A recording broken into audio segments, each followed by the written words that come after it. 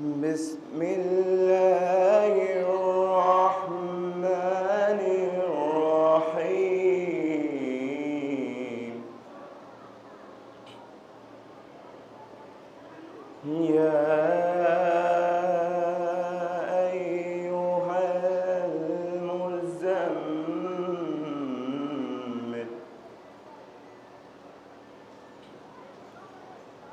قم الليل إلا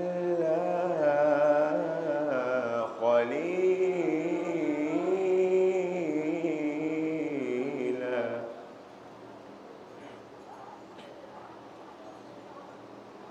نصفه أو انقص منه قليلا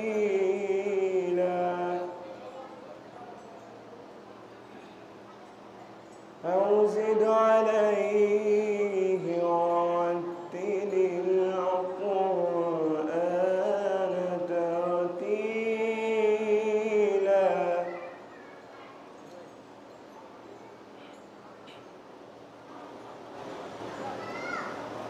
إن سنلقي عليك قولا ثقيلا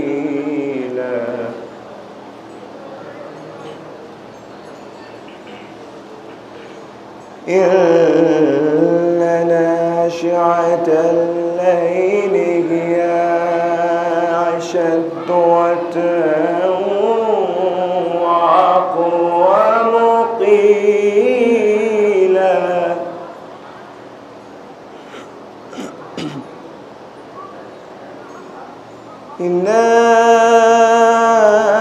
إنا لك في النهار سبحا طويلا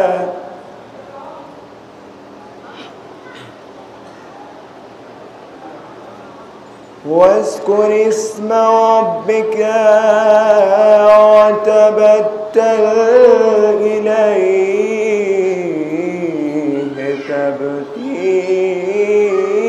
تبتيلا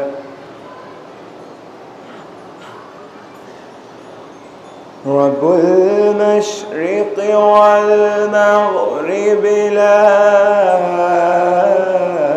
إله إلا هو لا إله إلا هو فاتخذه وكيلا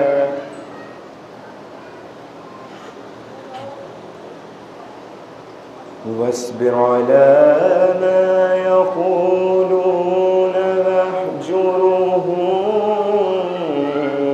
هجرا جميلا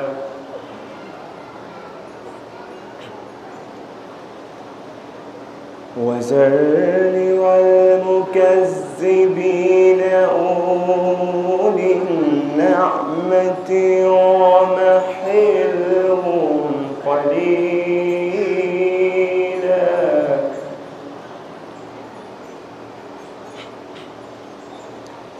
إنا لدينا أنكالا وجحيما وتآمى ذا غصة وعذابا عليما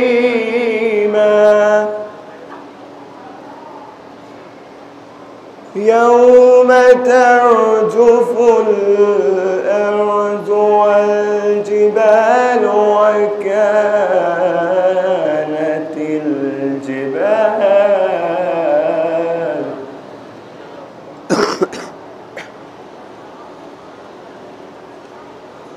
وكانت الجبال كثيبا محيلا إنا أرسلنا إليكم رسولا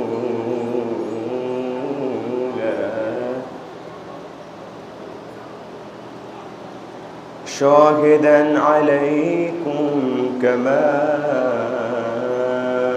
أرسلنا إلى فرعون رسولا صدق الله العلي العظيم وصدق رسوله النبي الكريم ونحن على ذلك من الشاهدين. ربنا تقبل منا إنك أنت السميع العليم بحق محمد وآله الطاهرين. اللهم صل على محمد وآل محمد. بعد بلنا نسأل محمد.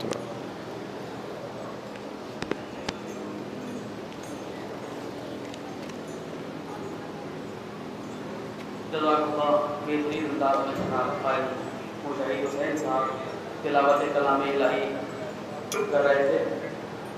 अब मैं बिला ताख़ीर गुजारिश करूँगा जनाब मोहम्मद हुसैन साहब से कि वो तशरीफ़ लाएँ और बारगाह मज़लूम करबला में नज़रान अक़ीदत पेश करें। बावाज़ बुलंद नारे सलवात।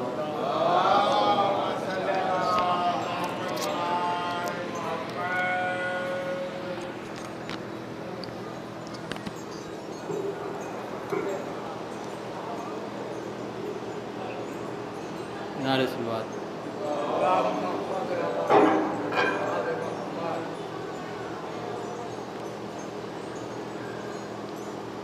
हुसैन जाता है मरने को ऐ मेरी ज़ैनब।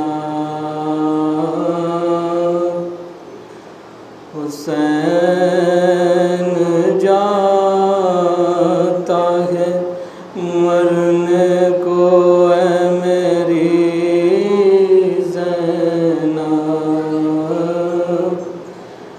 करीब आ गया अब वक्त आखिरी ज़ैनब। करीब आ गया अब वक्त आखिरी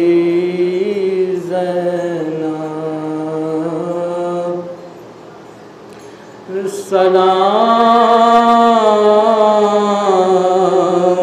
तुम पे ए बाबा की लाडली ज़ैनब। सलाम तुम पे ए बाबा की लाडली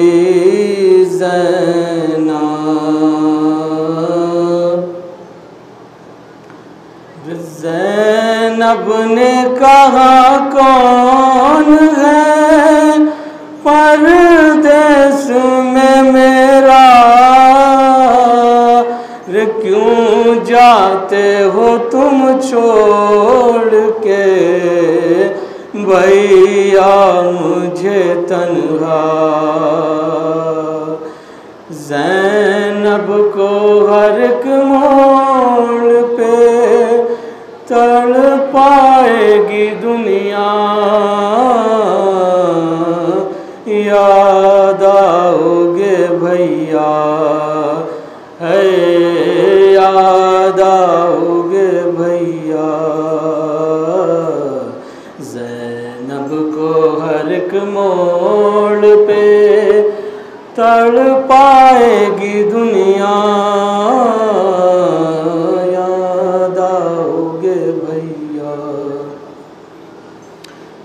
बाद आपके होगा मेरी गुर्बत का ये आलम,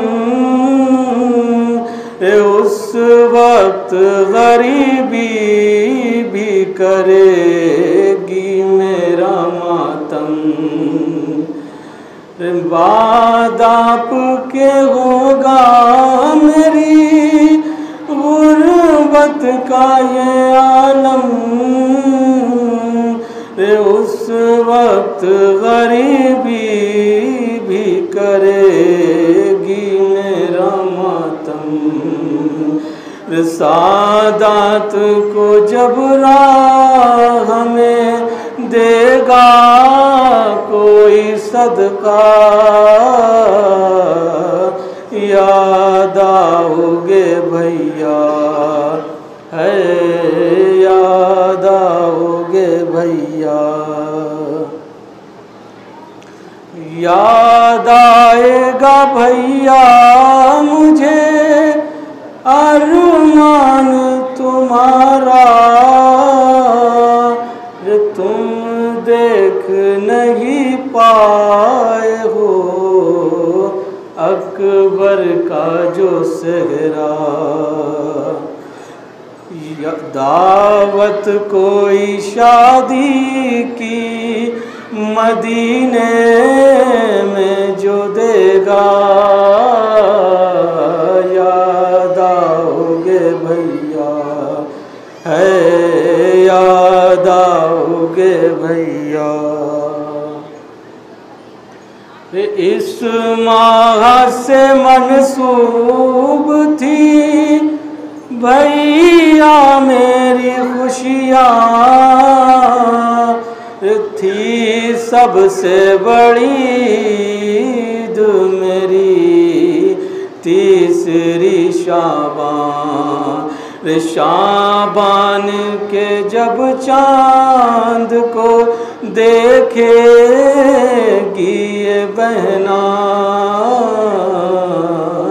याद आओगे भैया, है याद आओगे भैया। अम्मा की लहद पर रे अब देखेगी ज़ैनब के खुले सर को ये दुनिया, याद आओगे भैया, है याद आओगे भैया। दीदार भी हो जाएगा बेटी के बहाने,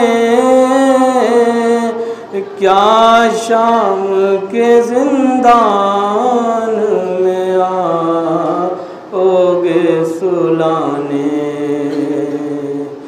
दीदार भी हो जाएगा बेटी के बहाने,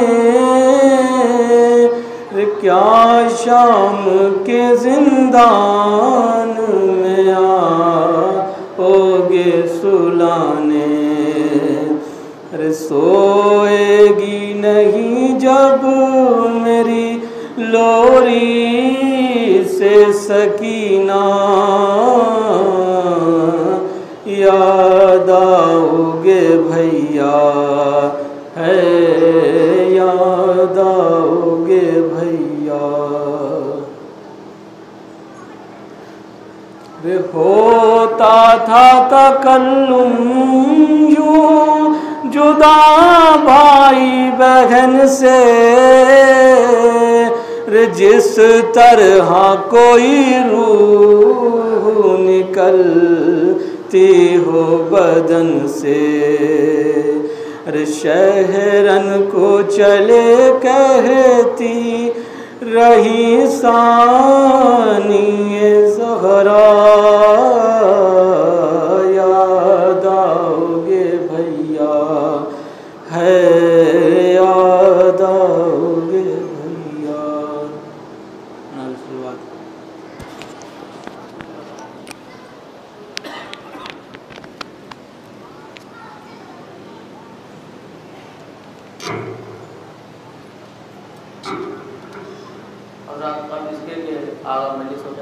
चंद ऐलानात समाप्त फरमा लेंगे।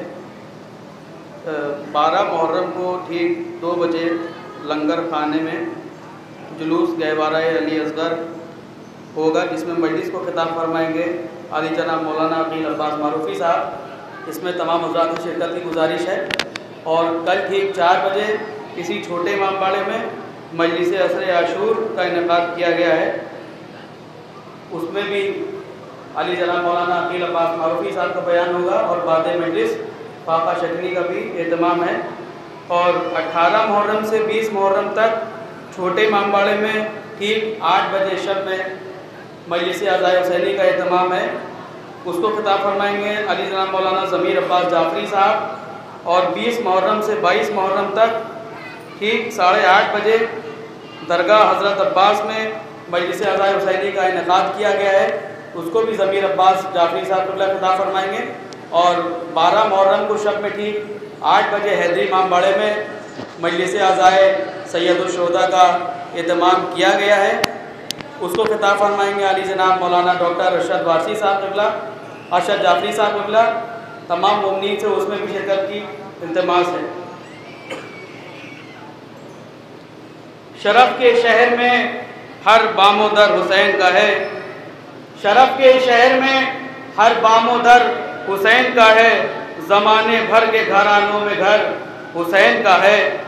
ज़माने घर के घरानों में घर हुसैन का है। पुराते वक्त रमा देख सुए मक्तल देख, पुराते वक्त रमा देख सुए मक्तल देख। जो सर बुलंद है अब भी वो सर हुसैन का है। जो सर बुलंद है अब भी वो सर हुसैन का है। इन्हीं अशार के साथ मैं गुजारिश करूँगा हुज्जतुल इस्लाम वल मुस्लिमीन अली जनाब मौलाना अकील अब्बास मारूफी साहब से कि वो तशरीफ़ लाएँ और आज इस सिलसिले की आखिरी मजलिस को खिताब करें बावाज़ बुलंद नारे सलवार। और जो हज़रात बाहर तशरीफ़ रखते हैं उनसे गुजारिश है कि अज़ा खाने में तशरीफ़ ले आएँ ताकि बाद में आने वाले लोगों को परेशानी ना हो।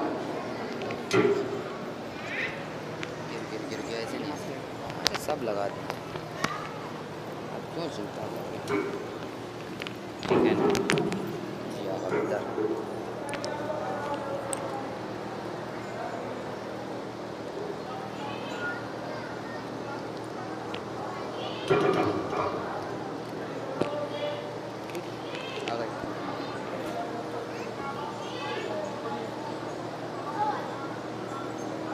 फातिहा।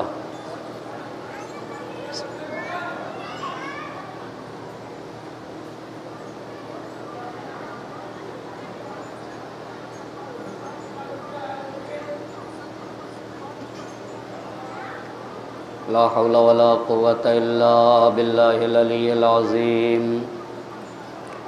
औज़ु बिल्लाहि मिनश शैतानिर लईनिर रजीम।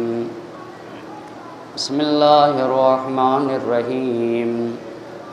अल्हम्दुलिल्लाहि रब्बिल आलमीन।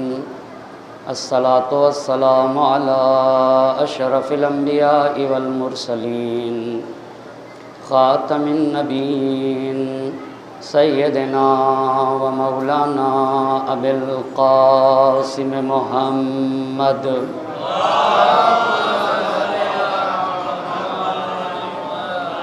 व अला अहले बैतिही तय्यबीन अत्ताहिरीन अल-मासूमीन व लअनतुल्लाहि अला अअदाइहिम अजमईन।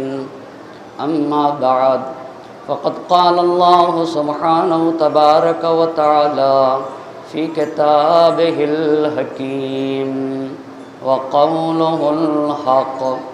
बिस्मिल्लाहिर रहमानिर रहीम।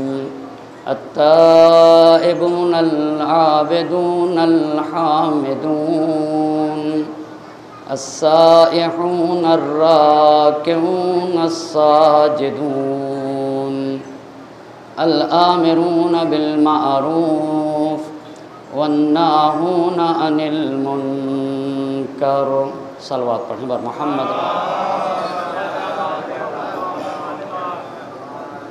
अशरे मजालिस की आज 11वीं गुफ्तगू है और उन्वाने गुफ्तगू है करबला गाम ब गाम।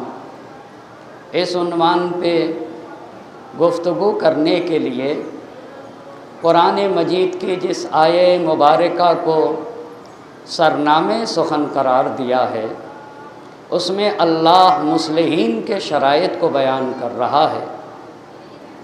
वो लोग जो समाज और माशरे में अच्छाइयों को आम करना चाहते हैं और बुराइयों के ख़त्म करने की कोशिश करते हैं, उनके लिए इन बातों का होना ज़रूरी है। अत्ताइबून, पाको पाकीज़ा इंसान ही समाज और माशरे में बदलाव ला सकता है। जो इंसान सालेह हो वही अच्छाइयों को फैला सकता है। साफ़ सुथरा इंसान ही समाज और माशरे से बुराइयों का ख़ात्मा कर सकता है। इसीलिए कुरान ने पहली सिफत मुस्लिहीन की ये रखी, अत्ताइबून।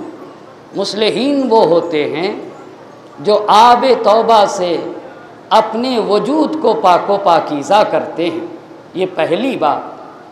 और सिर्फ़ अपने वजूद ही को पाको पाकीज़ा नहीं करते, मकाम इबादत में जब कदम रखते हैं तो सिर्फ़ अपने खालिक व मालिक की इबादत करते हैं और अपने परवरदिगार ही को लायक इबादत समझते हैं। अल-हामिदून, और उसी खुदा की हम्दो सना करते हैं। अस्सायहून, और चौथी बात कुरान ये कह रहा है कि कायनात के ज़र्रे ज़र्रे में अपने खालिक व मालिक को देखा करते हैं। कायनात का ज़र्रा ज़र्रा उन्हें खालिक और मालिक तक पहुँचाता रहता है। अर्राकिऊन, और पांचवी सिफत ये है कि जब रुकू में जाते हैं तो कहते हैं सुबहाना रब्बियल अज़ीम व बिहम्दे। देखो हमारा परवरदिगार हर ऐब से पाको पाकीज़ा है, वो हर नक्स से मुनज़्ज़ा है और हम उसी पाको पाकीज़ा खुदा की तस्बीह करते हैं। हमारा खुदा अज़मतों का मालिक है और हम उसी अज़ीम खुदा की बारगाह में सरे न्याज को झुकाते हैं। ये पांचवी बात। और छठी बात ये कहते हैं अस्साजिदून, सजदे में सर रख के कहते हैं सुबहाना रब्बियल आला व बिहम्दे। हमारा परवरदिगार हर ऐब से बुलंदो बाला है, उसकी ज़ात में नक्स का गुज़र नहीं है, वो बुलंदो बाला है, किबरियाई उसी का हक़ है और हम उस खुदा की तस्बीह करते हैं। इन 6 शर्तों पे फायज़ होने के बाद ताइब बन के, आबिद बन के, हामिद बन के, सायह बन के, राके और साजिद बनने के बाद अब मैदान अमल में उतरते हैं। अल-आमिरून बिल मारूफ, अब आते हैं अच्छाइयों को फैलाने की कोशिश करते हैं। वन्नाहूना अनिल मुनकर, और बुराइयों के ख़त्म करने की कोशिश करते हैं। जिस हुसैन की अज़ा मनाने के लिए हम और आप बैठे हुए हैं, उस हुसैन ने ख़ुद अपने लिए कहा है कि मैं मुस्लिह हूँ, मैं समाज और माशरे में इस्लाह की गरज से निकला हूँ। यकीनन हुसैन मुस्लिह आज़म है, हुसैन शहीद इंसानियत का नाम है और हुसैन मोहसिन इंसानियत हैं। और क्यों ना हुसैन मोहसिन इंसानियत हो, क्यों ना हुसैन शहीद इंसानियत हो, और क्यों ना हुसैन की कुर्बानी बशरियत के लिए हो। हुसैन उस ज़ात गिरामी को कहा जाता है जिसकी परवरिश अल्लाह के नबी ने अपनी ज़बां चुसा चुसा के की है, उस ज़ात गिरामी को हुसैन कहा जाता है। पर इस हुसैन के यादगार इनकलाब को समझने के लिए तारीख़ इस्लाम को समझना ज़रूरी होगा। नबी गिरामी का 40 साला ज़माना, जिसे आमुल फ़ील का ज़माना कहा जाता है, उसे भी बयान कर चुका। फिर उसके बाद 13 साल का ज़माना बेइज़्ज़त का ज़माना है, उसे भी आपकी खिदमत में अर्ज़ कर चुका।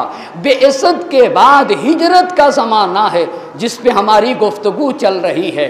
हिजरत के 10वें बरस वाक़े गदीर है, हिजरत के 11वें बरस नबी गिरामी की वफ़ात से पहले जैश उसामा को भेजने का मसला है और 28 सफ़र सन 11 हिजरी को हमारे और आपके नबी की मदीने मुनव्वरा में वफ़ात हुई है। सन 11 हिजरी 28 सफ़र को नबी पाक की वफ़ात हुई है। अच्छा, नबी गिरामी की वफ़ात के बाद सक़ीफ़ा का मसला पेश आया। मसला जब सक़ीफ़ा का पेश आया तो सक़ीफ़ा में पहले खलीफा को चुना तो गया है, पर इलाही कानून के मुताबिक नहीं चुना गया, इलाही उसूल के मुताबिक खलीफा नहीं बनाया गया। भाई रहनुमा इलाही, खलीफा इलाही, हाकिम इलाही, और आप उसूल इलाही नहीं लाते। एक कौमी तासुब की बुनियाद पे, एक कबीलगी में यार की बुनियाद पे एक इंसान को हाकिम बनाया गया, ये पहले खलीफा की बात है। और दूसरे खलीफा पे न ही अहले हल्लो अक़्द ने बैयत की, न ही अहले हल्लो अक़्द का इजमा है, तवज्जो कर, और न ही नस्से पैगंबर कि पैगंबर ने आके सराहतन कहा। तो भाई दूसरे खलीफा के लिए तो फ़कत एक खलीफा की वसीयत है दूसरे खलीफा के हक़ में, एक खलीफा की वसीयत है। तो हम यही कहेंगे कि भाई ये बताइए, अगर एक खलीफा बग़ैर किसी मशवरे के दूसरे को खलीफा बना ले तो दुनिया भर की हुकूमतें, दुनिया भर की बादशाहतें हैं। बनी उमैया, आज भी सऊदिया में ऐसा ही है, एक हाकिम अपने बाद का हाकिम चुन ले रहा है, बहुत सारी सल्तनतें हैं। तो फिर बनी उमैया ने भी ऐसे ही किया है, बनी अब्बास ने भी ऐसे ही किया। फिर इस खिलाफत और बनी उमैया और बनी अब्बास की खिलाफत में फ़र्क क्या है? फ़र्क क्या रहा? कोई भी फ़र्क नहीं रहा। अच्छा, तीसरी खिलाफत में आपने शूरा बना लिया, शूरा बना लिया, कल शूरा अर्ज कर चुका, लेकिन इस पे जो मुझे बातें करना थी वो आज बात करना चाहूँगा। शूरा कल आपने बताया ना कि भाई 6 लोगों की कमेटी बना दी आपने, और 6 लोगों की कमेटी बना के आपने कहा कि अब यही, दूसरे खलीफा ने कहा कि अब ये 6 लोग अपने दरमियान में से किसी एक को हाकिम चुन लेंगे। सवाल ये है कि ये खलीफा बनाने का कहाँ से तरीका आ गया? आप बताइए भाई, खलीफा बनाने का ये कमेटी का सिलसिला कहाँ से आ गया कि 6 लोगों की कमेटी? ये कौन सी नई बिदअत आ गई? न यहाँ अल्लाह का हुक्म, न यहाँ रसूलुल्लाह का हुक्म, न ही पहले वाले खलीफा ने आपको हुक्म दिया था। कोई चीज़ तो नहीं है, सिर्फ एक खलीफा की अपनी पसंद है, अपनी पसंद तो है ना, और अपनी पसंद के मुताबिक 6 लोगों की कमेटी तैयार कर दी। ये पहली बात। दूसरी बात आपसे पूछना ये चाहूँगा, ये बताइए ये क्यों मेयार रखा गया कि अल्लाह के नबी इन 6 लोग से राज़ी थे? भाई यही तो मेयार रखा गया था कि अली से राज़ी गए दुनिया से जब गए, उस्मान से राज़ी दुनिया से गए, तलहा ज़ुबैर से राज़ी थे, साद इब्ने अबी वक्कास से राज़ी थे, और अब्दुर्रहमान इब्ने औफ से राज़ी थे। सवाल ये कि बड़े बड़े सहाबा थे, भाई अम्मार यासिर मौजूद थे, अब्दुल्ला इब्ने मसूद थे, आखिर इन्हीं को क्यों रखा आपने? तवज्जो करिएगा, तवज्जो करने, कल बताया था कि किसका किससे रिश्ता था, ये भी सोचने की ज़रूरत है। इसका मतलब ये निकलता है कि मसला प्री प्लानिंग था, पहले से तयशुदा मसला था कि अली को इससे निकालना है और खिलाफत तक पहुँचने नहीं देना है। मेरे मौला पे आपको पता है ये बहुत बड़ा जुल्म हुआ है तारीख़ में। आप बताइए, अली मुर्तज़ा को तलहा और ज़ुबैर के सामने ला के खड़ा कर दिया। ये खुतबे शिक्शिकिया में मौला ने नहजुल बलागा में ये गिला किया है, ये शिकवा किया है कि ज़माने ने मुझ पे जो जुल्म किया है वो इन लोगों के रदीफ़ में ला के, रदीफ़ एक जैसे ना बिल्कुल बराबर में ला के खड़ा कर दिया गया। अच्छा, तीसरी बात आपसे पूछना चाहता हूँ, तीसरी बात ये बताइए किसने वोट दिया तो तीसरे खलीफा मुअय्यन हुए? किसने? अब्दुर्रहमान बिन औफ। भाई अब्दुर्रहमान इब्ने औफ ने कहा मैं बैयत करता हूँ। बुनियादी सवाल यह है कि भाई अब्दुर्रहमान बिन औफ होते कौन हैं? आप बताएं ना, होते कौन हैं जो खलीफा मुअय्यन करें? इनको किसने बना रखा है? अब्दुर्रहमान बिन औफ की हैसियत ही क्या है कि अब्दुर्रहमान बिन औफ आके क्या करें? खलीफा मुअय्यन करें। चौथी बात, दूसरे खलीफा ने 50 लोगों को और भी मुअय्यन कर रखा था। इस बात को कल अर्ज नहीं किया था, 50 लोगों को मुअय्यन कर रखा था। अगर इन 6 लोगों ने अपने दरमियान में से किसी एक को खलीफा न चुना तो सबकी गर्दन उड़ा देना, सबकी गर्दन उड़ा देना। सवाल यह है कि ये गर्दन उड़ाने का हक आपको किसने दे दिया? भाई ये गर्दन उड़ाने का हक आपको किसने दे दिया कि अगर ये हजरात अपने दरमियान से किसी एक को खलीफा न बनाए तो इनकी गर्दन उड़ा दी जाए? ये किसने हक दे दिया? खुलासा ये हुआ कि शूरा का नतीजा क्या निकला? शूरा का नतीजा यही निकला कि तीसरे खलीफा को खिलाफत मिल गई, यही तो नतीजा निकला। लेकिन जब तीसरे खलीफा को खिलाफत मिली है तो अब तारीख बदल जाएगी। यहाँ से तारीख कैसे बदल जाएगी? कल मैंने अर्ज किया था कि शाम फतह हुआ है कब? सन 14 हिजरी में। सन 14 हिजरी में ज़माना किसका है? किसका ज़माना है? दूसरे खलीफा। भाई पहले खलीफा 11 से कब तक रहे हैं? 13 हिजरी तक। दूसरे खलीफा कब से कब तक रहे हैं? 13 से 23 तक। तीसरे खलीफा कब से कब तक रहे हैं? 23 से 35 हिजरी तक। इतनी बात तो वाज़ेह है ना। और शाम कब फतह हुआ है? जी सन 14 हिजरी में। और अबू सुफियान के कितने बेटे हैं? 2 बेटे। बड़े बेटे का नाम यजीद है और छोटे बेटे का नाम मुआविया। जब शाम सन 14 हिजरी में फतह हुआ तो हाकिम कौन? आप बताएं हाकिम कौन है? नहीं, हाकिम यहाँ है ना, दिक्कत करिएगा। जब तक नबी जिंदा है हाकिम कौन है? नबी। नबी के बाद हाकिम कौन? पहले खलीफा। पहले खलीफा के बाद हाकिम कौन? दूसरे खलीफा। दूसरे खलीफा के बाद हाकिम कौन? तीसरे खलीफा। ज़ाहिरी तौर पे वलो ये कि हक को गस्ब करके आए हैं वो एक अपनी जगह के ऊपर मुसल्लम बात है, लेकिन जो हाकिम होगा वही गवर्नर चुनता है। गवर्नर कौन चुनेगा? जो हाकिम होगा वही गवर्नर चुनेगा। भाई वो ज़माना आज की तरह नहीं था। किसकी तरह? आज की तरह नहीं था कि जितने मुल्क हैं उतने हाकिम हैं। नहीं, हाकिम एक होता था और वही हाकिम हर जगह का क्या चुनता था? गवर्नर को चुना करता था। सन 14 हिजरी में हाकिम कौन? दूसरे खलीफा। भाई सन 14 हिजरी में दूसरे खलीफा हाकिम। अब शाम फतह होगा तो शाम का गवर्नर कौन चुनेगा? दूसरे खलीफा चुनेंगे। जब शाम में दमिश्क फतह हुआ तो दमिश्क का गवर्नर यजीद इब्न अबी सुफियान को बनाया गया। ठीक हो गई बात। सन 14 हिजरी से यजीद इब्न अबी सुफियान शाम का गवर्नर बना रहा। कब से कब तक? 14 से 18 तक। 18 में यजीद इब्न अबी सुफियान ताउन की बीमारी में इंतकाल होता है। तो अभी भी 18 में भी दूसरे खलीफा हैं कि नहीं है? अब जब यजीद इब्न अबी सुफियान का इंतकाल हुआ अब कौन गवर्नर चुनेगा? आप बताएं ना, दूसरे खलीफा। अब शाम का जो गवर्नर चुना गया वो किसे चुना गया? मुआविया इब्न अबी सुफियान को। बस मुआविया दमिश्क के गवर्नर हुए। कब से कब तक? कब से कब तक? सन 18 में। सन 18 में। दूसरे खलीफा कब तक रहे हैं? 23 हिजरी तक। 18 हिजरी से अमीर शाम 23 हिजरी तक शाम के गवर्नर रहे।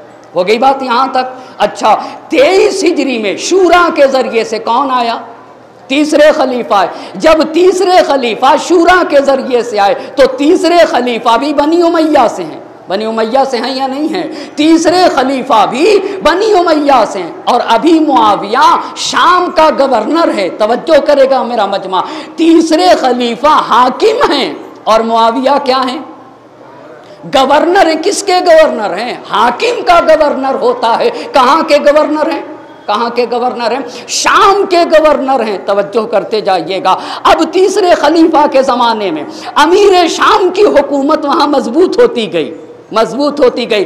दमिश्क के भी वो गवर्नर बने, हम्स के भी गवर्नर बन गए, यानी हम्स भी उनके इख्तियार में आ गया, क़िन्निसरीन भी उनके इख्तियार में आ गया, फ़िलिस्तीन भी उनके इख्तियार में आ गया, शर्क़ उर्दुन भी उनके इख्तियार में आ गया। सन 31 हिजरी में अमीर शाम के इख्तियार में पूरा शाम आ गया। जो जो मैंने लिया है सब कुछ उनके इख्तियार में आ गया।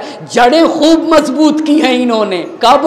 तीसरी खिलाफत में। इतनी बात तो हो गई ना।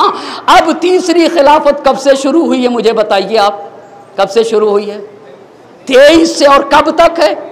35 पे। खुदा की कसम, हुसैन के यादगार इनकलाब को समझने के लिए इसे समझना होगा। अब जब आप आए हैं, मैं तारीख पढ़ रहा हूँ, मैं तारीख पढ़ रहा हूँ, तारीखी हक़ाइक़ को आपके सामने बयान कर रहा हूँ, और यही हमारा अक़ीदा है। हम मज़हब अहले बैत का यही अक़ीदा है, उसे मैं बयान कर रहा हूँ। अब तवज्जो करने की ज़रूरत है। वो क्या हुआ? 2 बुनियादी काम इन्होंने किए हैं। किन्होंने? तीसरे खलीफा ने। पहली बात, बड़ी बड़ी पोस्टें बनी उमैया को दे दी। किसको दे दी? बनी उमैया को। अब मैं बताता हूं कौन कौन सी पोस्टें बनी उमैया को दी आपने अपनी हुकूमत में। बहुत तवज्जो करिएगा, इंशाअल्लाह आज बहुत सारी बातों को हम सीखना चाहेंगे। कोफे का गवर्नर वलीद इब्ने उक़बा इब्ने अबी मुईत, आप भी सुनते रहिए नाम और आप भी याद करते जाइएगा। वलीद इब्ने उक़बा इब्ने अबी मुईत, ये कौन थे जिनको कूफे का गवर्नर बनाया गया 23 हिजरी के बाद? ये कौन थे? ये तीसरे खलीफा के सौतेले भाई थे। सौतेले भाई किसको कहते हैं जी? एक सलावत पढ़ दीजिए बर मोहम्मद और आले मोहम्मद। बहुत अच्छी तारीफ आपने की है। आप कह रहे एक बाप 2 माँ, यही कहना चाह रहे हैं ना? यानी अगर एक खातून, आप ऐसे कहना चाहते हैं, एक खातून से कोई शादी करे और वो अपने साथ कोई बच्चा लेके आ जाए, और एक दूसरी माँ से हो और एक इस माँ से बच्चा हो, तो ये दोनों आपस में क्या हो जाएंगे? सौतेले भाई हो जाएंगे। ये थे कौन? चलिए पता तो चल गया कौन सौतेले भाई थे। कौन? नाम तो आप बताइए ना। वलीद इब्ने उक़बा इब्ने अबी मुईत सौतेले भाई थे। सिर्फ सौतेले भाई नहीं थे। अब रुकिएगा, कुरान तू बता, वलीद के बारे में तू बता जिसे गवर्नर बनाया गया कुरान कूफे का। अब तू बता। तो कुरान में एक आयत है, अगर फासिक खबर लेकर आ जाए ना तो बगैर तहकीक किए उसकी बात को ना मानना। इन जाअकुम फासिकुन बिनबइन फतबय्यनु, ये इन्हीं के बारे में उतरी है। किनके बारे में? फासिक किसे कहते हैं? जो खुल्लम खुल्ला गुनाह करता है उसे फासिक कहा जाता है। जो अलनी तौर पे सबके सामने गुनाह करे उसे क्या कहा जाता है? उसे फासिक कहा जाता है। दीन में फासिक की गीबत जायज़ है।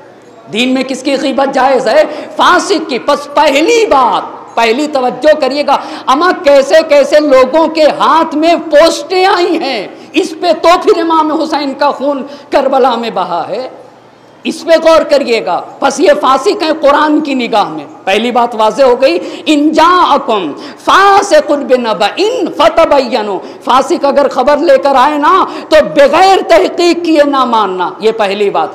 मसूदी राइटर हैं, तारीख के हिस्ट्री के राइटर हैं मसूदी का कहना है कि नबी गिरामी ने इनके बारे में कहा, वलीद के बारे में, ये अहले जहन्नम में से हैं।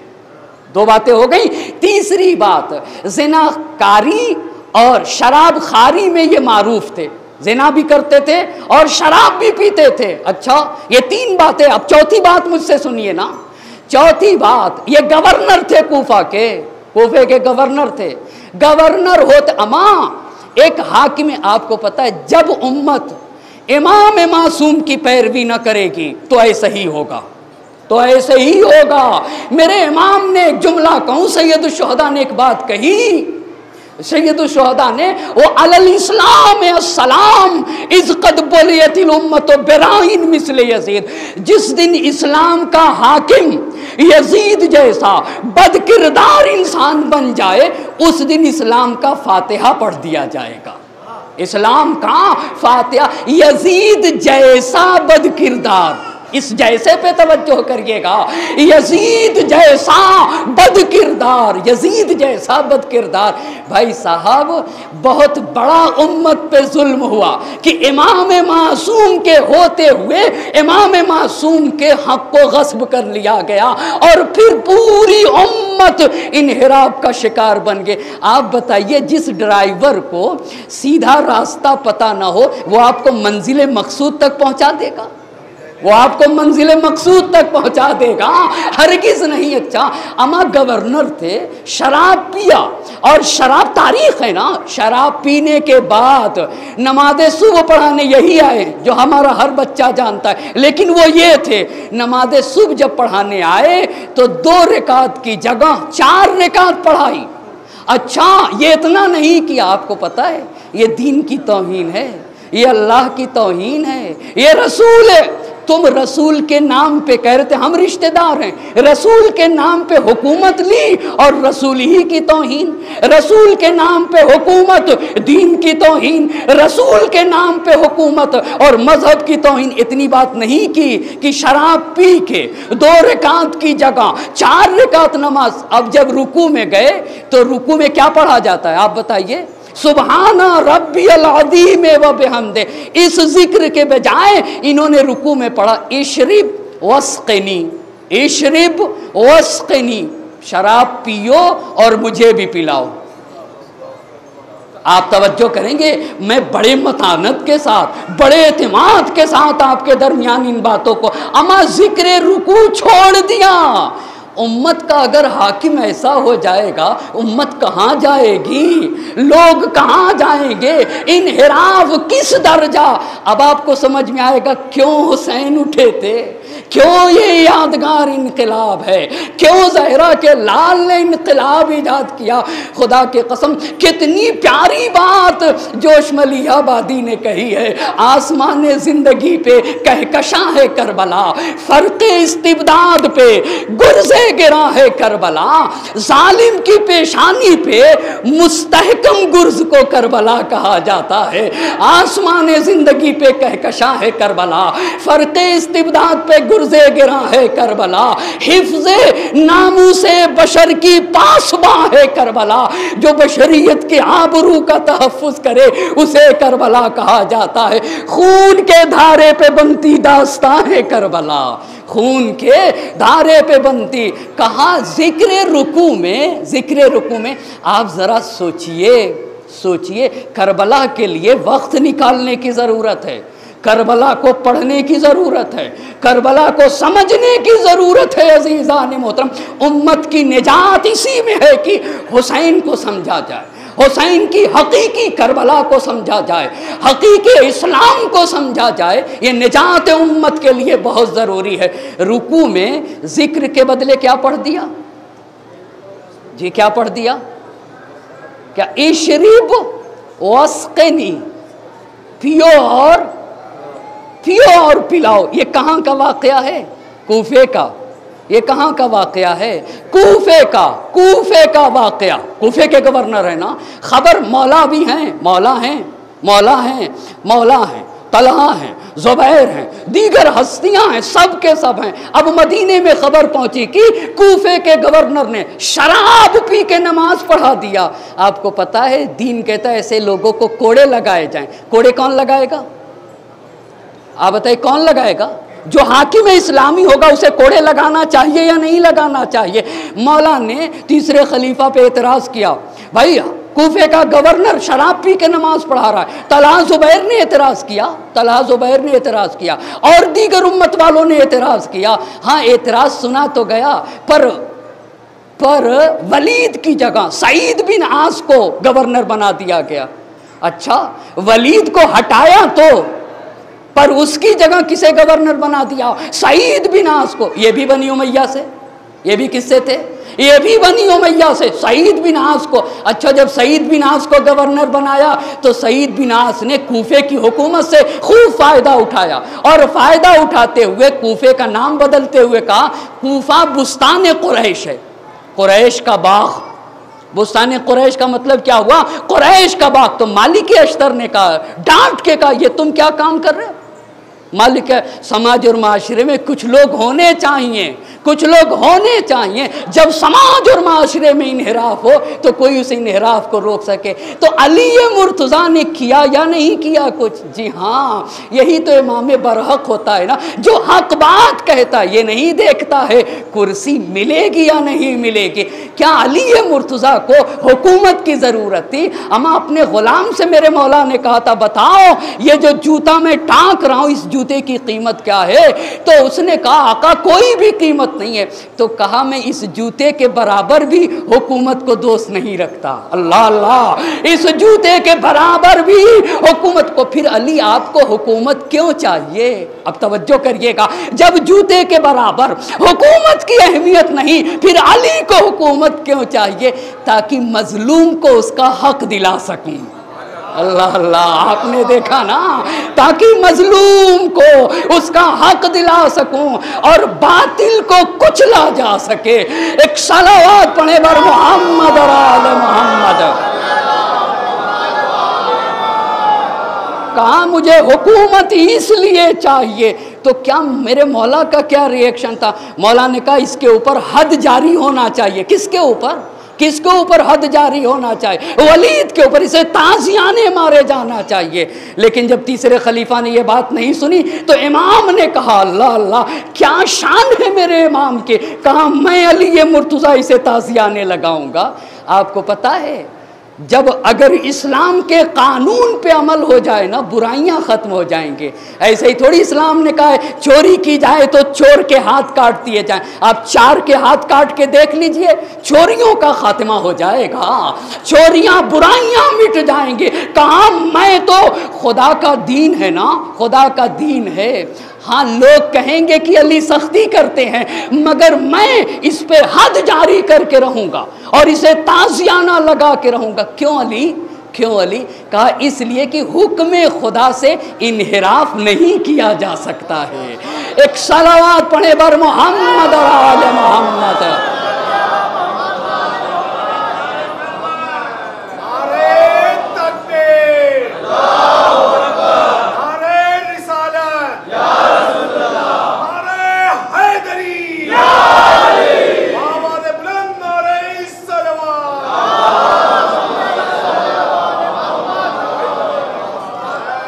ये हुए कूफे के गवर्नर। अच्छा बसरा बड़ा शहर था, बसरा बहुत बड़ा शहर है, बसरा का भी गवर्नर बना दिया। वहाँ के गवर्नर इनसे पहले अबू मूसा अशरी थे, अबू मूसा अशरी को हटा के बसरे का गवर्नर बना दिया अब्दुल्ला इब्ने आमिर इब्ने कुरैश को। किसको? अब्दुल्ला इब्ने आमिर इब्ने कुरैश को। ये कौन है? ये इनके मामूजाद भाई हैं।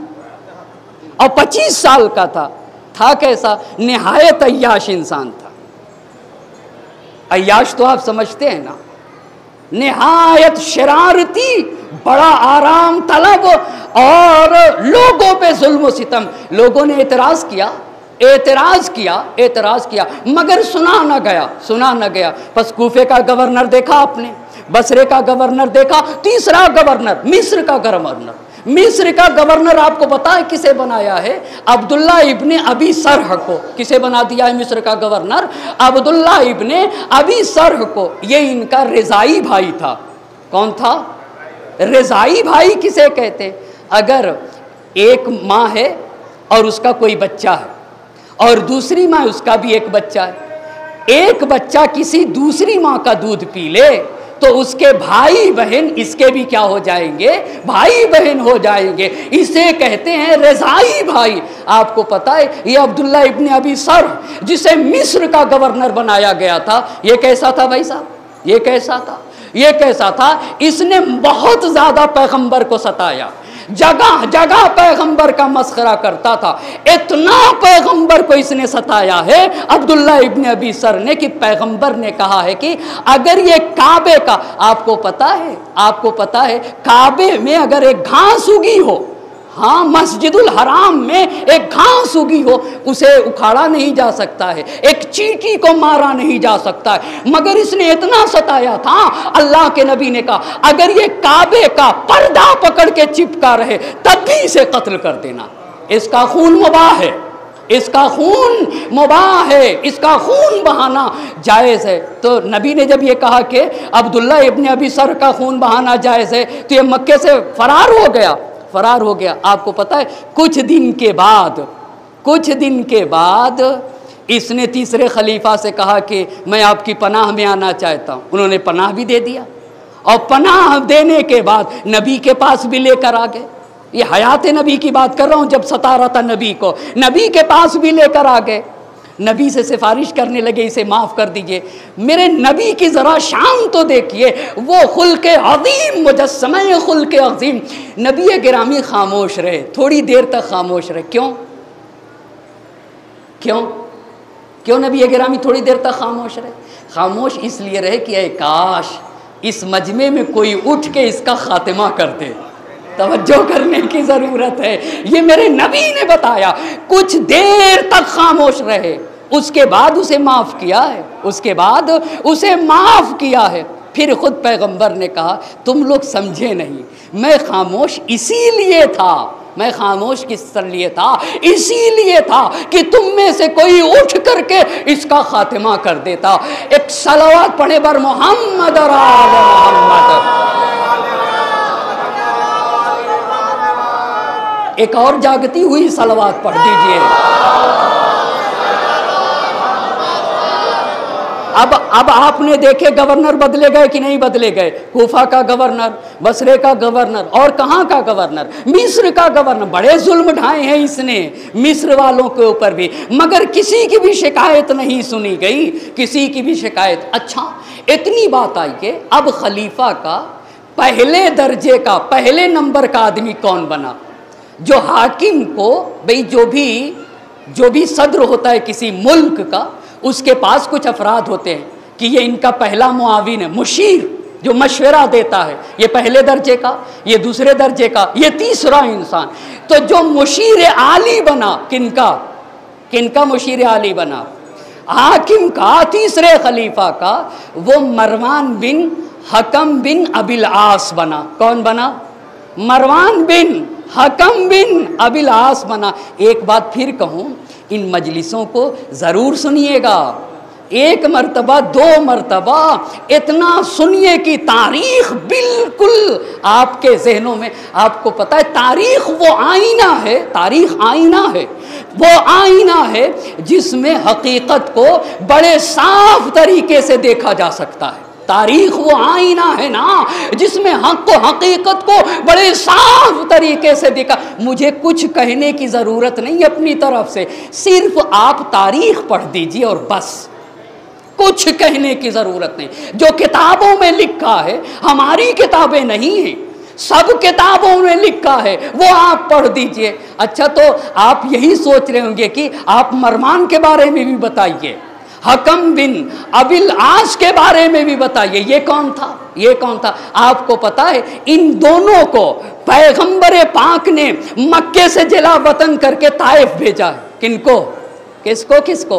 मरवान को भी। और मरवान के बाप का नाम क्या था? हकम बिन अबिल आस। हकम कौन था? तीसरे खलीफा का हकम कौन था? हकम बिन अबिल आस, तीसरे खलीफे का चचा। तीसरे खलीफा के क्या थे? वो चचा। तो मरवान कौन हो जाएंगे? चचाजाद भाई हो जाएंगे। भाई चचा के बेटे ये हो गए, बस हकम बिन अबिल आस हुए चचा, और मरवान कौन हो गए जी? मरवान कौन हो गए? चचा के बेटे। अच्छा, मरवान बने क्या? मौलाना नहजुल बलागा में कहा है इंशाअल्लाह अल्लाह ने तौफीक दी तो नहजुल बलागा भी पढ़ा जाएगा, खुतबे शिक्षकिया भी पढ़ा जाएगा। मेरे मौला ने कैसे कैसे बयान किया। मौला ने तीसरे खलीफा से कहा है देखो तुम्हारी मिसाल उस ऊँट की जैसी है। इस बात को नकल करने से पहले इतनी बात आपको कहूँ, मरवान को पहला अपना बाजू बनाया था, असिस्टेंट बनाया था पहले दर्जे का, लेकिन इतना ज़्यादा मरवान का रसूख था तीसरी खिलाफत में कि लोग कहते थे कि तीसरे खलीफा तो सिर्फ नाम के हैं, हकीकी खलीफा यही मरवान है। आपने देखा होगा कुछ लोग इतना आगे बढ़ जाते हैं कि असल ढक जाता है। समझ रहे नहीं समझ रहे हैं? इनकी इजाज़त के बगैर कुछ होता ही नहीं था। किसकी इजाज़त के बगैर? अच्छा, मरवान को इन्होंने अपना दामाद भी बना लिया था।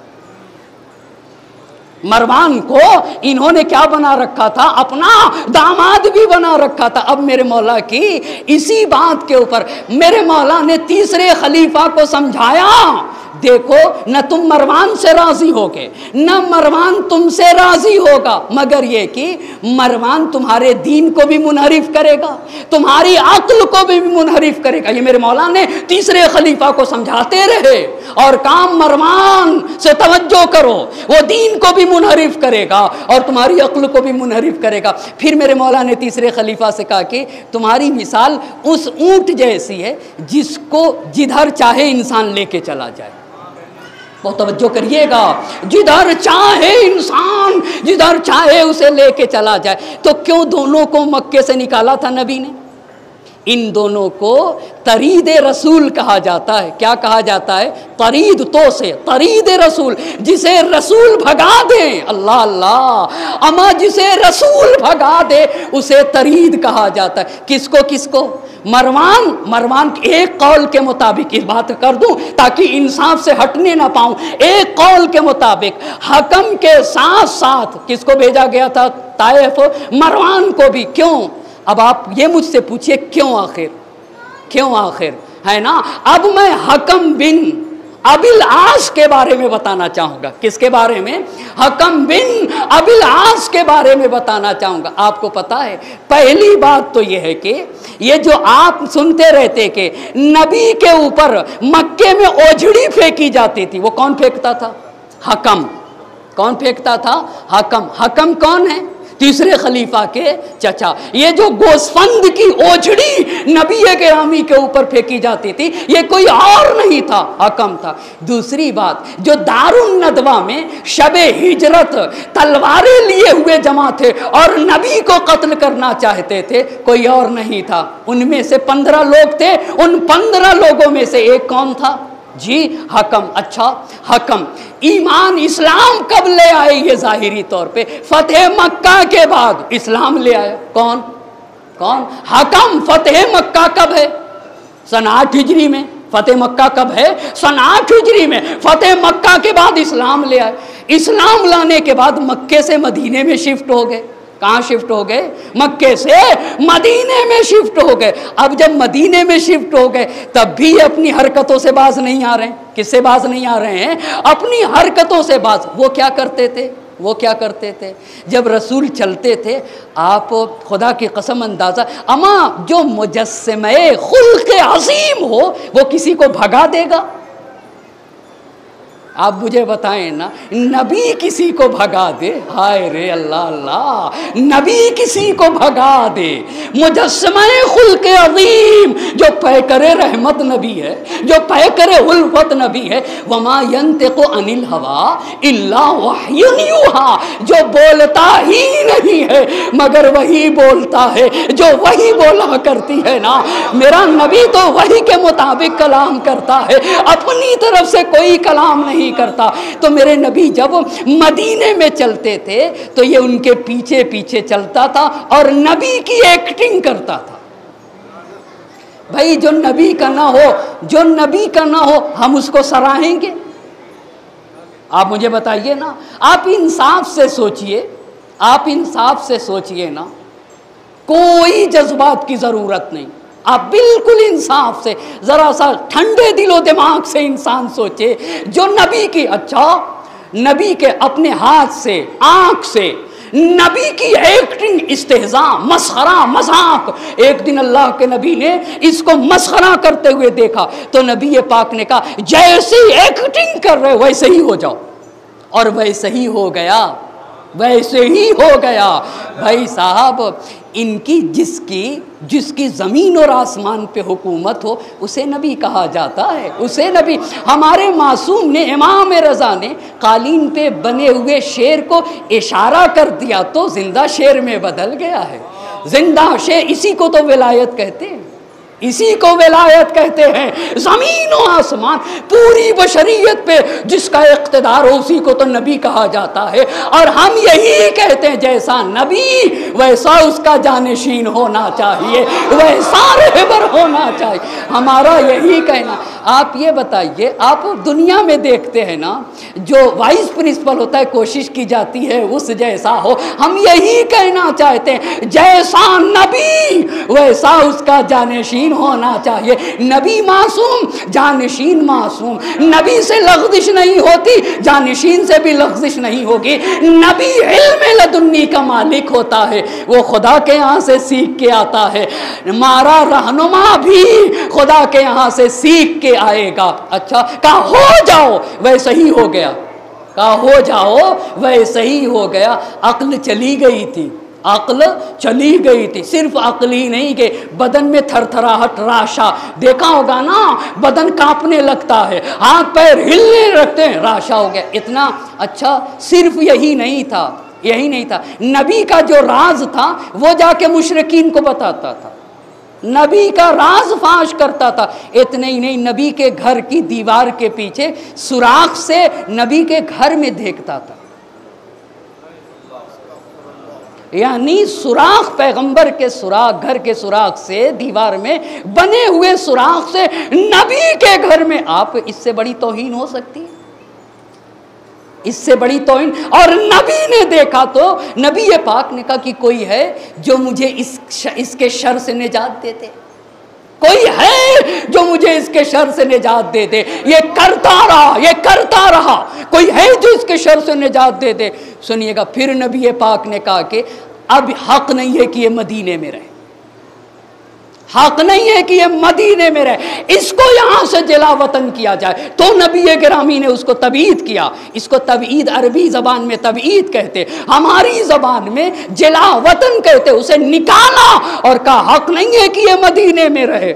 अच्छा, तो ये कब तक ताइफ? मेरा यही कहना है, मेरा यही कहना है, सोचना चाहिए। अम्मा, जिसे नबी भगा दे, आप होते कौन है उसे बुलाने वाले? आप मुझे बताइए ना, आप होते कौन है उसे बुलाने वाले? पहले खलीफा का ज़माना आया, कितने बरस, 11 से 13 हिजरी ना। तीसरे खलीफा जाके कहते थे कि हकम को बुला लीजिए और मरमान को बुला लीजिए। तो पहले खलीफा ने भी यहाँ पे इंसाफ से काम लिया। यहाँ पे क्या लिया? इंसाफ से काम लिया। कहा कि जिसे रसूल बुला दे, जिसे रसूल भगा दे, किसी को बुलाने का हक, किसी को बुलाने का हक नहीं है। एक बात आपको बता दूं, ये न समझिएगा कि इन्होंने बहुत बड़ा काम कर दिया ये कह के, हरगिज़ ये न समझिएगा। क्यों? क्यों मौलाना?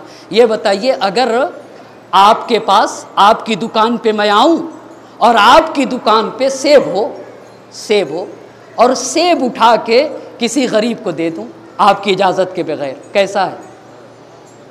नेकी है या गलत है? गलत, गलत, गलत है या नहीं? जी गलत है। तो भाई साहब, अली का हक था खिलाफत। बहुत तवज्जो करिएगा, इस मेरे जुमले पे मैं पूरा जुमला कहूँगा।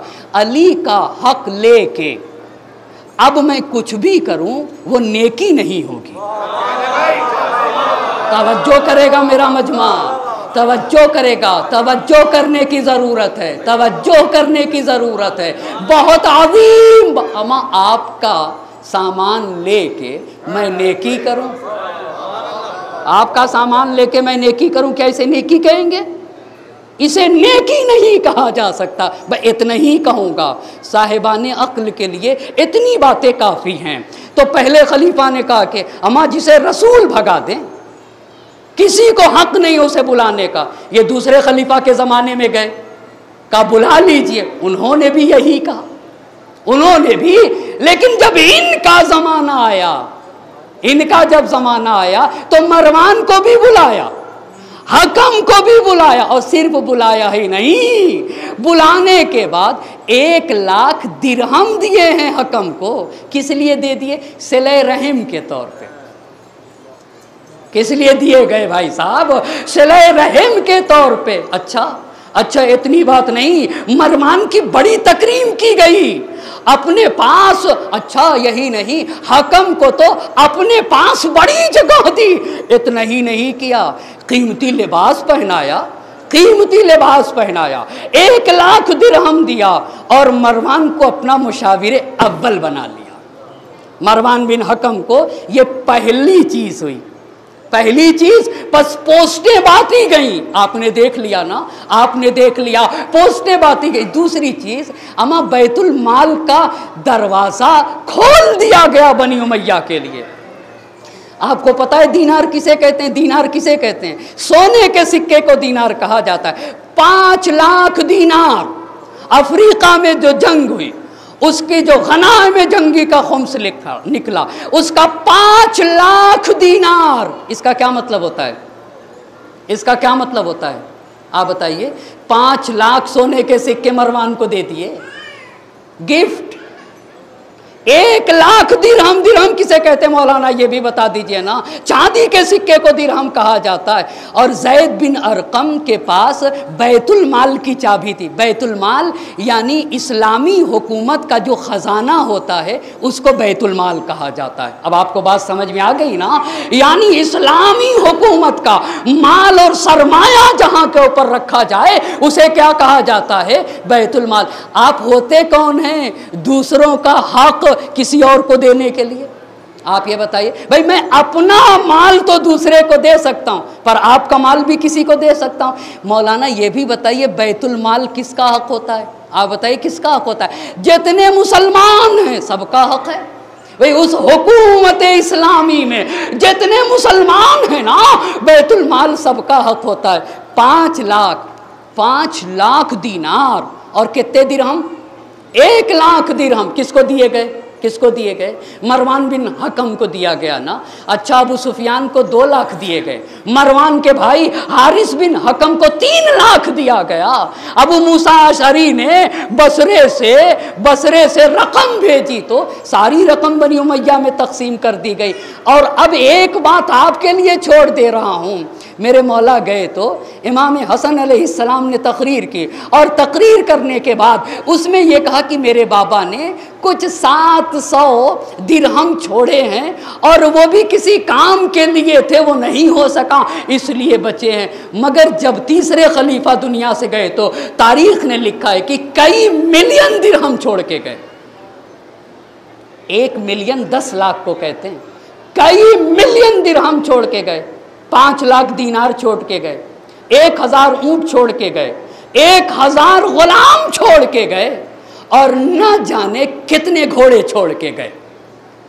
ये हमारे तीसरे खलीफा का ज़मान, तीसरे खलीफा का ज़मान जो 23 से 35 तक चला। अब आज की गुफ्तगू चूँकि शब आशूर है, शब आशूर के भी हवाले से मुझे बातों को अर्ज़ करना है और आप तक बातों को पहुँचाना है, इसलिए आज की गुफ्तगू यानी इस साल की गुफ्तगू आप यूँ समझ लीजिए कि हमारी गुफ्तगू सन 35 तक पहुँच चुकी। इंशाअल्लाह अल्लाह ने हयात दी। आप भी 1 साल तक अगले साल के लिए अभी से तैयारी करिए। मैं भी कोशिश करूँगा। ये 1 दिन 2 दिन से मसला हल नहीं होने वाला है। जब तक के हुसैन शहीद के अजीम कारनामों को 1 साल तक पढ़ के फिर आओ 10 दिन में बयान करो तो फिर शायद थोड़ा सा हुसैन शहीद को बयान किया जा सके, शायद थोड़ा सा। खुदा की कसम क्या शान है मेरे आका की, किस तरह से कैसा सुरमा लेकर आया था हुसैन, कैसी कैसी हस्तियां लेकर आए थे हुसैन। कल रोज़े आशूर है। शेख अब्बास कुम्मी रहमतुल्लाह अलैह ने अपनी किताब में लिखा है कि मफातिहुल जनान में रोज़े आशूर के देखो, कल कोई भी चीज़ कहीं से ना खरीदना, अपने घर के लिए कोई भी चीज़ जमा ना करना, आलू प्याज सब्ज़ी कुछ भी नहीं, दूध कुछ भी नहीं का कोई भी चीज़ अपने घर के लिए ना लाना। ख़रीदो फरोश आप कहते हैं कि कोई भी दुनियावी ख़रीदो फरोश मना है। 1000 मरतबा हुसैन के कातिलों पे लानत पढ़ना, अल्लाहुम्मा लन क़तलतल हुसैन 1000 मरतबा, 1000 मरतबा कुल हुवल्लाहु अहद की तिलावत फरमाना। और फिर जब शाम ढलने लगे, असर का वक्त आए, तो जो हुसैन के अहले हरम हैं उनको याद करना, हुसैन के अहले हरम को याद करना। और जब याद करना तो खड़े हो जाना,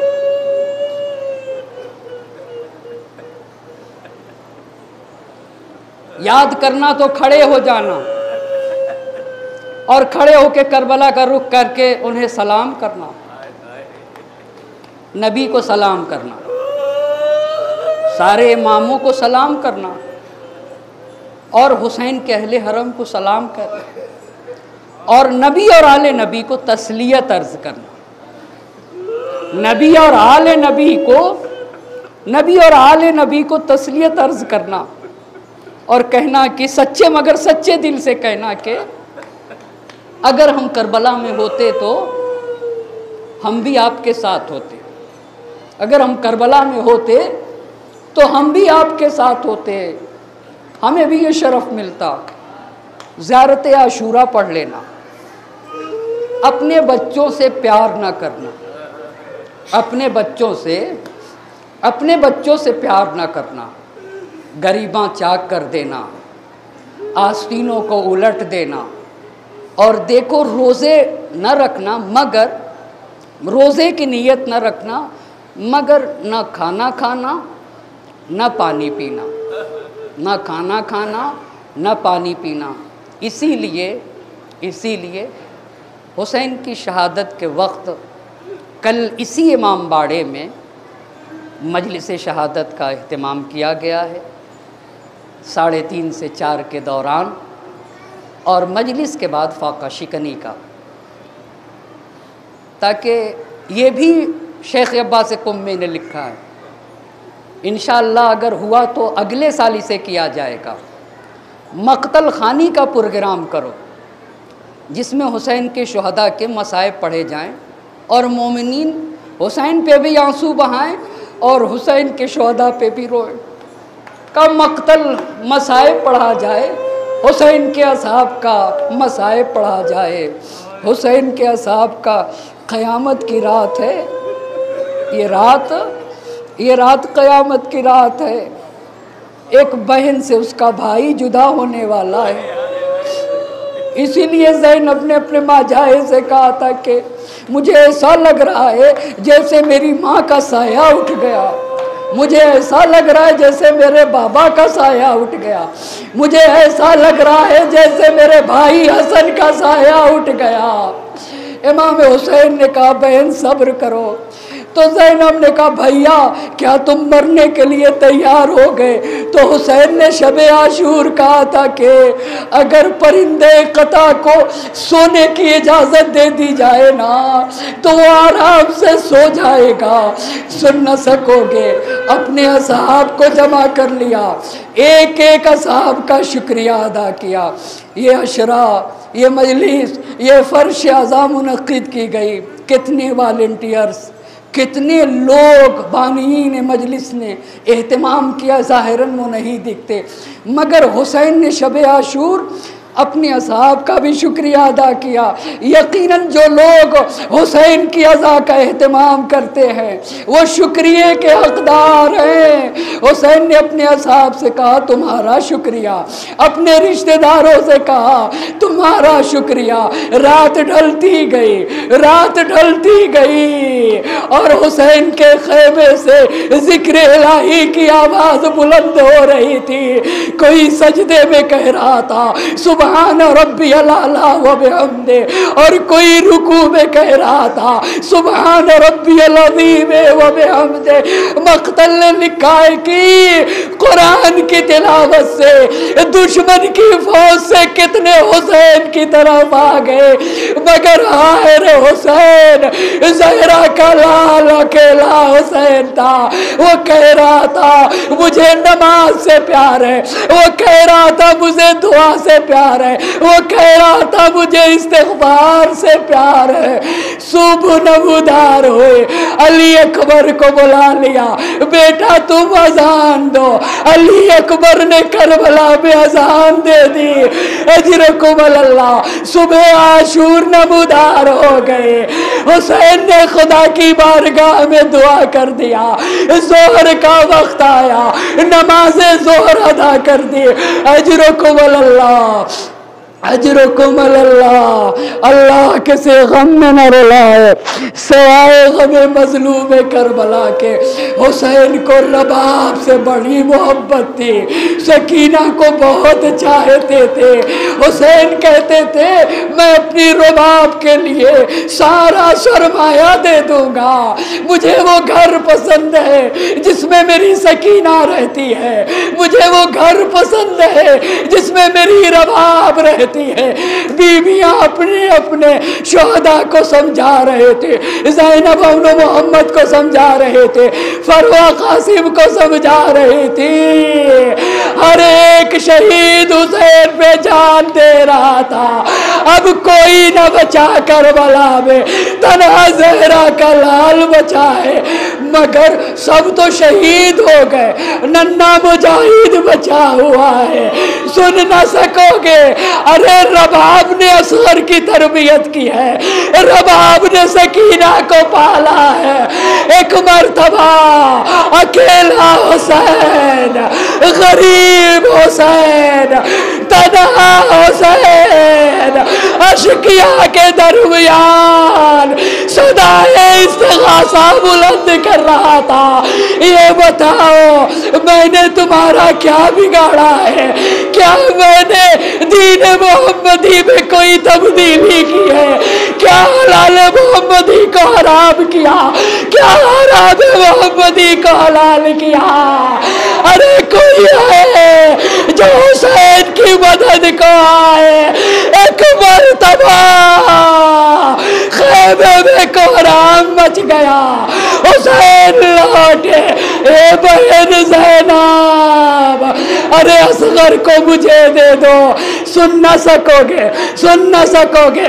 हुसैन ने असगर को रबाब से नहीं मांगा, रबाब से नहीं मांगा।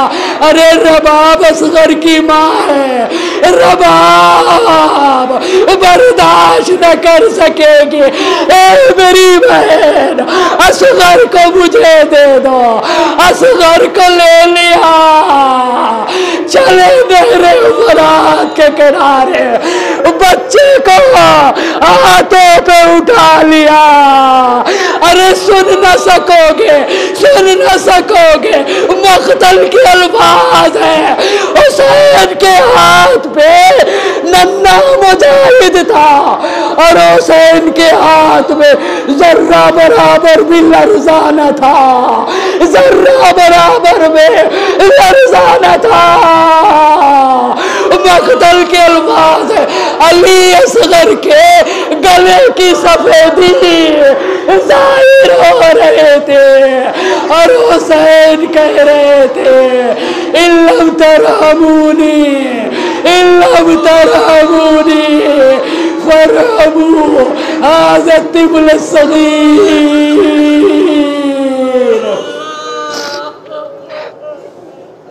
अजरकुम अल्लाह, अजरकुम अल्लाह। अल्लाह किसी गम में न रुलाए। अरे इसकी माँ का दूध खुश्क हो चुका है। अगर हुसैन पर रहम नहीं करते, मेरे इस बच्चे पे रहम करो। इतने ही नहीं, मेरे बाप ने आपको याद किया। लई तकोब, लई तकोब फी यौम आशूरा। ए मेरे शियो, ए मेरे शियो, आशूर के दिन होते देखते तुम मैं कैसे अपने बच्चे के लिए पानी मांग रहा था। एक मर्तबा तीर चला, फन कलब सभी हो अला यदहिमा, बच्चा बाप के हाथों मुनकलिब हो गया। अरे हुसैन खैमे की तरफ बढ़े, मगर अब हुसैन के कदम नहीं बढ़ते। अल्लाह क़यामत आ गए, रबाब को क्या मुंह दिखाऊंगा। एक मरतबा दरे खैमा के कहा, रबाब असगर को ले जाओ। अरे रबाब से पहले सकीना आ गई। हाँ सकीना क्यों ना आ जाए। अजरुकुम अल्लाह, अजरुकुम अल्लाह, अजरुकुम अल्लाह। अमर रबाब एक माँ है ना, रबाब एक माँ है। शायद माँ जब आ रही थी, रबाब एक माँ है ना, शायद जब माँ आ रही थी तो माँ के कदम लड़खड़ा रहे थे, माँ के पैर लड़खड़ा रहे थे। इसीलिए माँ से पहले सकीना आ गई। ए बाबा, अरे असगर को पानी पिला लाए, मैं प्यासी रह गई। हुसैन ने अबा का दामन हटा दिया, क़यामत हो गई। रबाब ने मरसिया पढ़ दिया। ए मेरे लाल, क्या तुझ जैसे बच्चे भी नहर किए जाते। एक जुमला कहूँगा, एक जुमला कहूँगा। अली असगर बाबुल हवाइज है। मैं अपनी माँ से एक जुमला कहूँगा, अपनी उन बहनों से एक जुमला कहूँगा। ए मेरी बहनों, ए मेरी माँ, जिनकी गोदियाँ आबाद हैं, कल तुम्हारी गोदी आबाद रहेगी। तुम्हारा बच्चा सालिम रहेगा, मगर रबाब का असगर दुनिया से चला गया। इसीलिए रबाब बरसिया पढ़ दिया। मिस्लु का यूनार, ए मेरे असगर, क्या तुझे जैसे बच्चे भी नहर किए जाते हैं। हुसैन ने असगर को दफन कर दिया। ए मेरे आका, असगर को क्यों दफन कर दिया। हुसैन जानते थे बाद शहादत लाशों को घोड़े की टापों से पामाल किया जाएगा।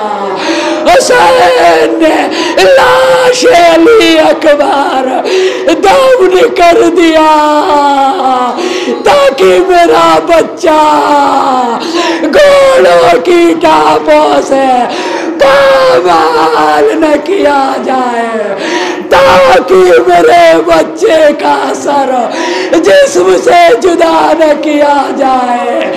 मगर आए रे क़यामत, जालिम नज़े चुबो रहा था और असगर का सर तर से जुदा कर दिया गया। फिजा में क़ुरान मचा, वासगरा वाह मुसीबता, वाह सैना, वाह सैनबा।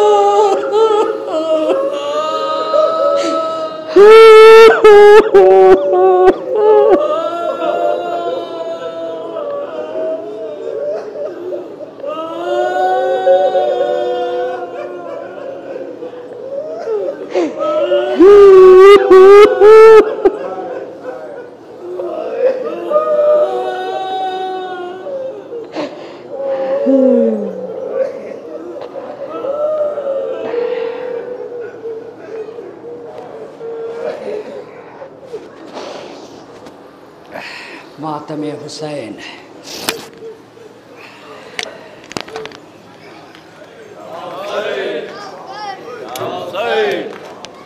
या हुसैन, या हुसैन, या हुसैन, या हुसैन, या हुसैन, या हुसैन। या हुसैन या हुसैन या हुसैन या हुसैन या हुसैन या हुसैन।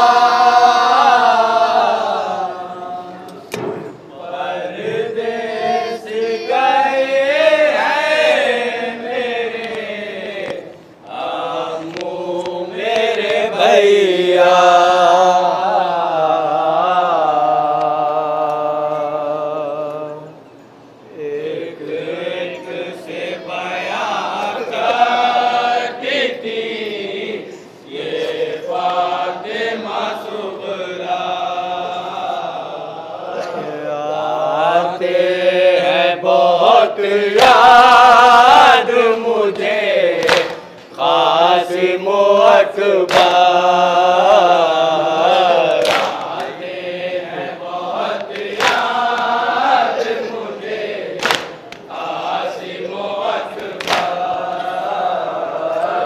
आते हैं बहुत याद मुझे क़ासिम अकबर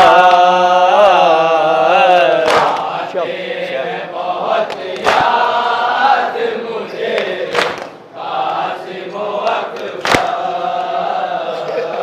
जब काटती है मुश्किल से तो दिन होता है दुबार परदेस गए हैं मेरे अम्मू मेरे भैया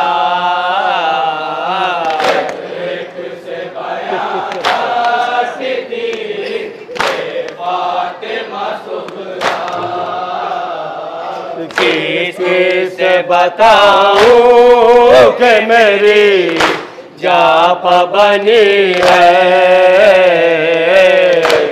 किसे बताऊं कि मेरी जापा बनी है किसे बताऊं कि मेरी जापा बनी है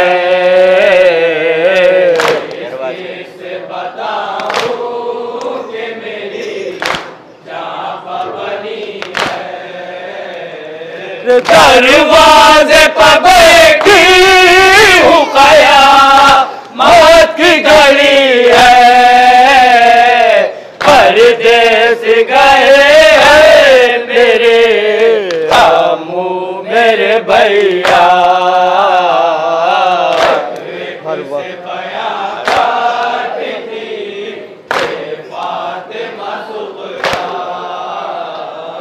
हर वक्त सकीना का तस्वुर है नजर में हर वक्त सकीना का तस्वुर है नजर में हर वक्त सकीना का तस्वुर है नजर में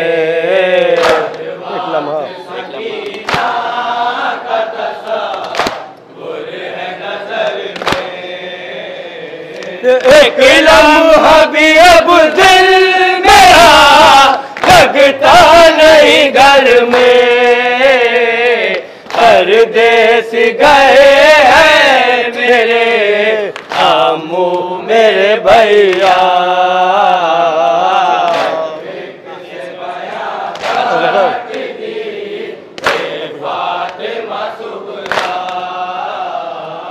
असग़र की जुदाई का असर दिल पर लिया है असग़र की जुदाई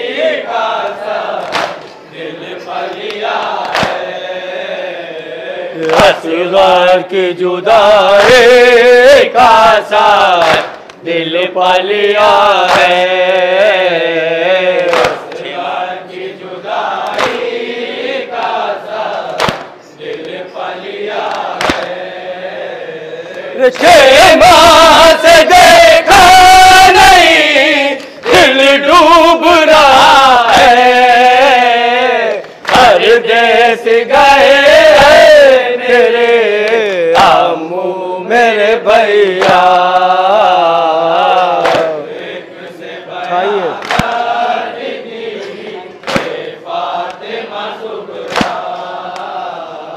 छाई है मदीने में उदासी की घटाए, छाई है मदीने में उदासी की घटाए, छाई है मदीने में उदासी की घटाए।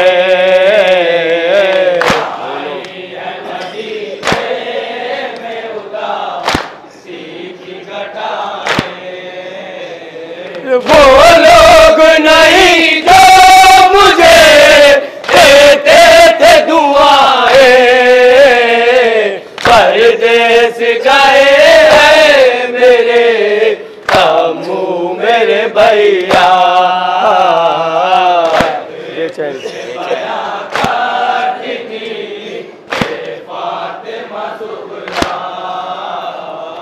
बेचैनी सुगरा को रखा क्या करे इशरा,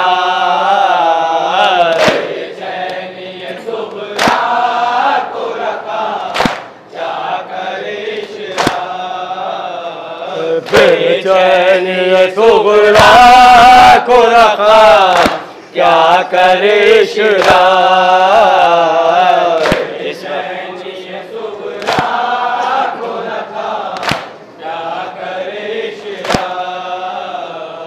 जिस वक्त ये कहती थी बिगाड़ जाती थी आला, परदेस गए हैं मेरे अम्मू मेरे भैया।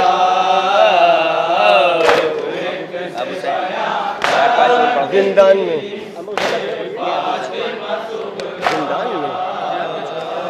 मर जा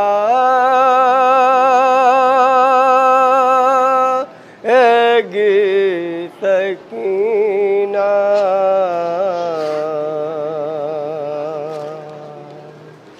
जिंदा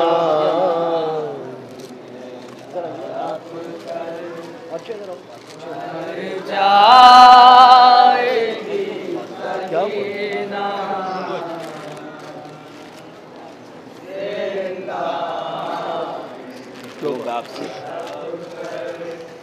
मर जाएगी सकीना। क्यों बाप से बिछड़ कर रह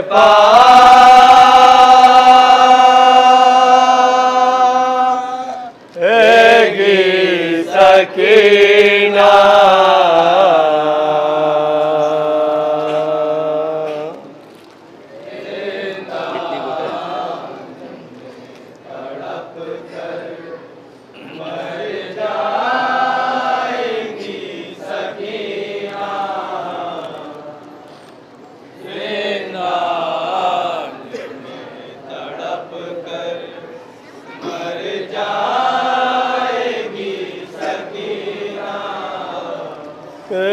इतने घुटन है बाबा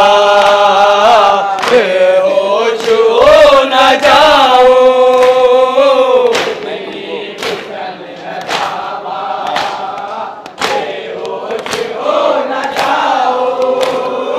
मैं तुमको रोते रोते खामोश हो न जाऊं,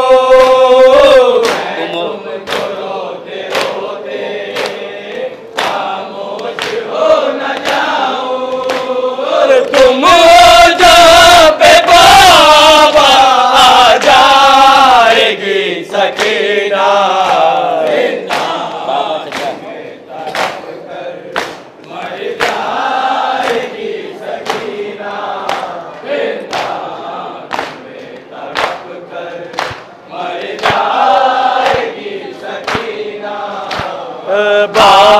चचा बरादर सब कातिल हो चुके हैं।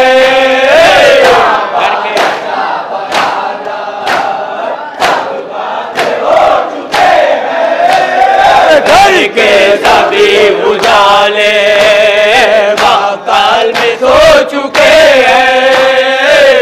अब अपने उजाले बाकाल में सो चुके हैं। अब अपने दिल को कैसे बहलाएगी सकीना अपनी मदद मर जाएगी सकीना मर जाएगी सकीना। अपनी मदद को बाबा बोलो किसे बुलाओ। कितने मदद को बाबा बोलो किसे बुलाओ। कितने तमाचे खाओ कितने मैं दूर खाओ। कितने तमाचे खाओ कितने मैं दूर खाओ। अब साथियों न बाबा सह पाएगी सकीना जी भर के मर जाएगी सकीना। मर जाएगी सकीना। जी भर के तुमको बाबा रोए नहीं सकीना। तुमको बाबा रोए नहीं सकीना। तुमसे बिछड़ के बाबा सोए नहीं सकीना। आ जाओ के बाबा सोए नहीं सकीना। आ जाओ तुम जो बाबा सो जाएगी सकीना। मर जाएगी सकीना। मर जाएगी सकीना। जब दुलजना तुमको माकाल में छोड़ आया।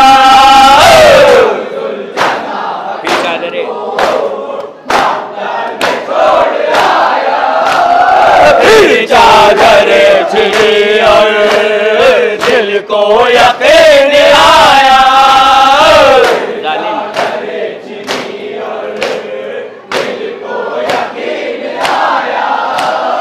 जालिम के ताज़िया ने अब खाएगी सकीना।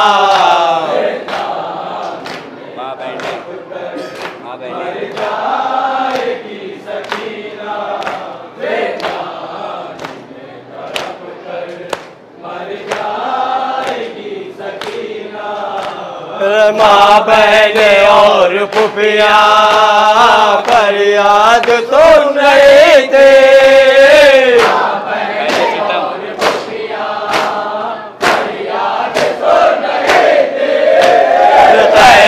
सिता में उसकी सुदाद सुन रहे थे। सबको यकीन था सबको यकीन सुदाद सुन रहे थे। सबको यकीन करो कर सो जाएगी सकीना। इसको खबर थी उसकी। मर जाएगी सकीना। मर जाएगी सकीना। किसको खबर थी उसकी ये शाम आखिरी है।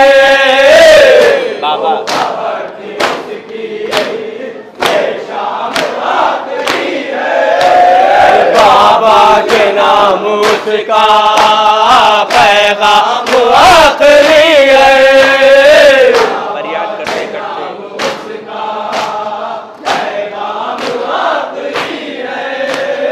फरियाद करते करते मर जाएगी सकीना। मर जाएगी सकीना, वृंदावन में तड़प कर मर जाएगी सकीना। मजलूमियत उसकी, गुर्बत उसकी पढ़ना,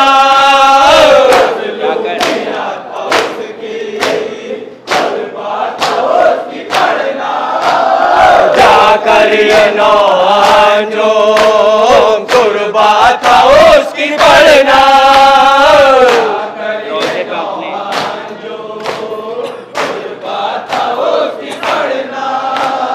रोज़े पे अपने तुमको बुलवाएगी सकीना।